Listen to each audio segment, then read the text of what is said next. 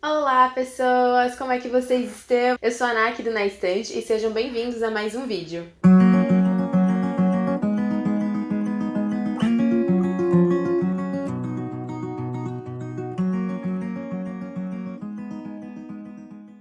Estou aqui para falar que hoje eu cumpri o primeiro desafio da Maratona Literária de Inverno, a Booktubatona, então palmas para mim. Cumpri com muito sucesso o primeiro desafio. Antes de eu começar esse vídeo, não esquece de se inscrever aqui no canal, tá bom? Deixa o seu like no vídeo, comenta aqui pra mim. Também vai lá na página do Instagram, segue, comenta nas fotos, compartilha com os amigos, tá bom? Que me ajuda bastante.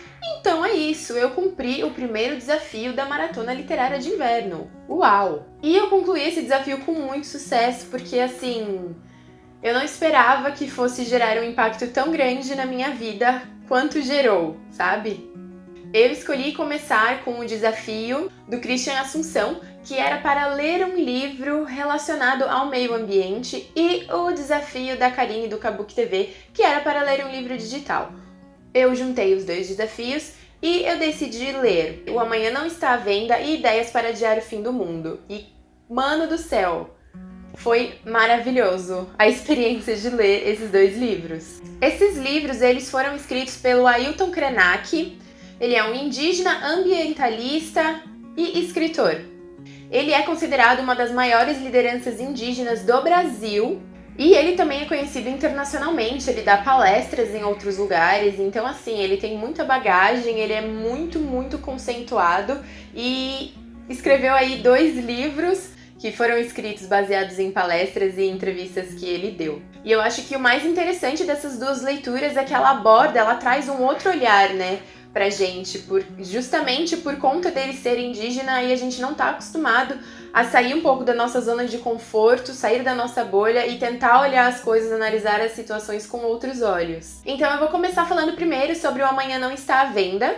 Neste livro, os argumentos, né, os pensamentos do autor, eles são colocados com bastante pertinência e lucidez e eles são muito impactantes sobre a nossa sociedade em tempos de Covid.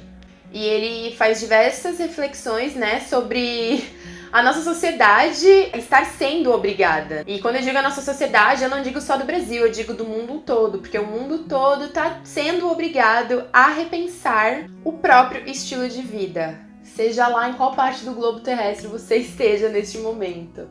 Ele é um ensaio sobre os rumos que a nossa sociedade precisa seguir aí nos próximos anos. Ele acaba falando sobre valores e necessidades humanas. E assim, é um tapa na cara, é uma baita reflexão para a nossa sociedade, né, para as pessoas do mundo todo que, no geral, são bem alienadas. E eu não vou destacar aí o Brasil nisso tudo, porque eu acho que você deve estar vendo, né? É só ligar a TV, é só sair na rua e ver o quão alienado o nosso povo tem sido em meio a uma pandemia mundial.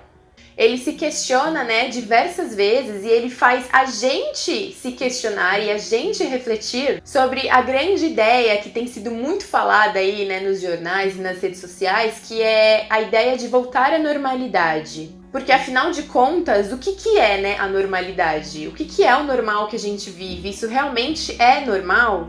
E ele, com todas as suas críticas, né, e com todos os seus pensamentos, ele faz a gente refletir que essa nossa normalidade é uma normalidade um pouco doente, assim, da sociedade, porque nessa nossa atual situação, que foi naturalizada e que é o que a gente tem atualmente, a humanidade quer se divorciar da natureza, devastar o planeta. E a população, no geral, trabalha aí assiduamente para aumentar aí a desigualdade entre os povos e tudo aquilo que a gente já sabe, né? Um retrato da nossa humanidade que é muito doente, assim, em N aspectos, em N questões. E ele traz isso pra gente. Eu quase destaquei, assim, o livro todo, porque umas frases, assim, umas reflexões, uma coerência tão grande e de uma simplicidade, mas ao mesmo tempo de tanta inteligência, tanto conhecimento, que me tocou demais. Então eu acho que, principalmente agora, no cenário atual que estamos vivendo, é uma leitura muito válida para todo mundo. Ela incomoda, de certa forma ela incomoda, porque faz a gente sair da nossa zona de conforto e repensar no novo, e toda vez que a gente tem que pensar em algo que a gente ainda não conhece, gera um desconforto, um medo, um receio, mas eu acho que justamente por isso ela é muito necessária e tem um valor, assim, uma importância muito grande, principalmente nesse ano de 2020. Eu peguei 2 passagens do livro que eu gostei muito. Foi muito difícil escolher só 2, porque tem muitas, assim, que são riquíssimas, e eu vou trazê-las aqui para vocês. Nós, a humanidade, vamos viver em ambientes artificiais produzidos pelas grandes corporações que são os donos da grana. Agora, esse organismo, o vírus, parece ter se cansado da gente, parece querer se divorciar da gente como a humanidade quis se divorciar da natureza. Fica aí para você pensar. E agora a outra que eu gostei, que ela leva até o nome do livro. Eu gosto muito quando você tá lendo e você encontra a justificativa do título do livro, sabe? Então eu destaquei essa porque ela é muito interessante também e acaba trazendo o nome do livro dele. Tem muita gente que suspendeu projetos e atividades. As pessoas acham que basta mudar o calendário. Quem está apenas adiando o compromisso, como se tudo fosse voltar ao normal, está vivendo no passado. Temos de parar de ser convencidos. Não sabemos se estaremos vivos amanhã. Temos que parar de vender o amanhã.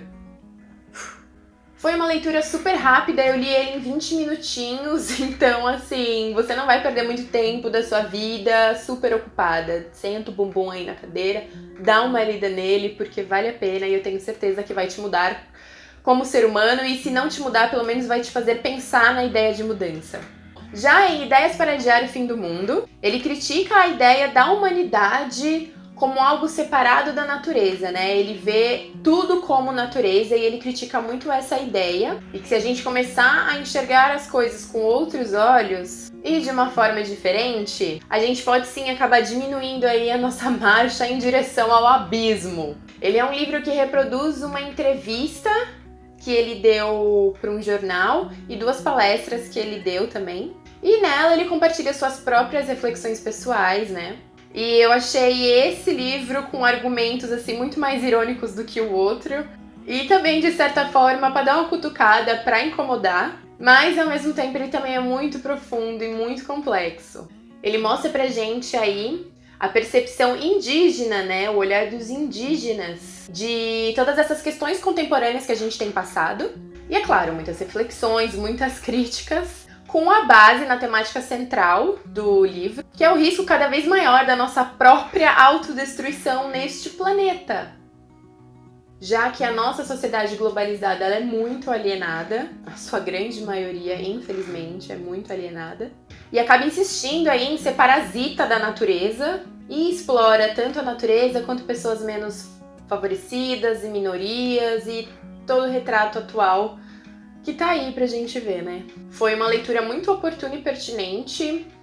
Assim como o primeiro livro, eu senti, assim, um incômodo, mas aquele incômodo bom, porque também me botou pra pensar em muitas coisas, fazer reflexões que nunca tinha parado pra fazer.